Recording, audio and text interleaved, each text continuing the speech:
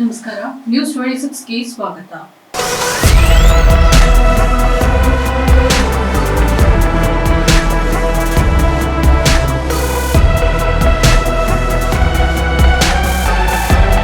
ಇಂದು ಪ್ರಧಾನಮಂತ್ರಿ ನರೇಂದ್ರ ಮೋದಿ ಅವರು ದೆಹಲಿಯಿಂದ ವಿಶೇಷ ವಿಮಾನದ ಮೂಲಕ ಕಲಬುರಗಿ ವಿಮಾನ ನಿಲ್ದಾಣಕ್ಕೆ ಬೆಳಗ್ಗೆ 9:35ಕ್ಕೆ ಆಗಮಿಸಿದರು. ಪ್ರಧಾನಿ ನರೇಂದ್ರ ಮೋದಿ ಅವರಿಗೆ ಕಲಬುರಗಿ ಜಿಲ್ಲೆಯ ಜಿಲ್ಲಾಧಿಕಾರಿ, ಕಲಬುರಗಿ ಪೊಲೀಸ್ ಕಮಿಷನರ್ ಹಾಗೂ ಎಸ್ಪಿ, ಜಿಲ್ಲಾ ಪಂಚಾಯತ್ ಸಿಒ, ಮಹಾನಗರ ಪಾಲಿಕೆ ಮಹಾಪೌರರು ಹಾಗೂ ಸಂಸದರು, ಶಾಸಕರು, ಬಿಜೆಪಿ ನಾಯಕರು ಸ್ವಾಗತವನ್ನು ಕೋರಿದರು.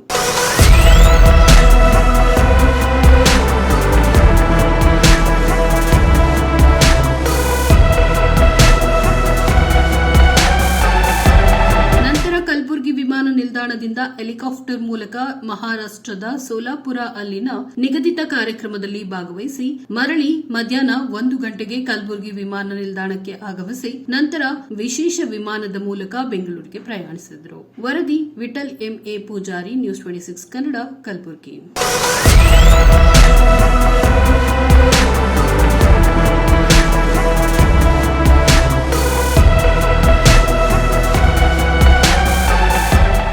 ಇದಾಗಿತ್ತು ಇವತ್ತಿನ ಅಪ್ಡೇಟ್ಸ್. ಇನ್ನಷ್ಟು ಸುದ್ದಿಗಾಗಿ ನೋಡ್ತಾ ಇರಿ ನ್ಯೂಸ್ 26 ಕನ್ನಡ. ನಾವು ನಿಮ್ಮೊಂದಿಗೆ.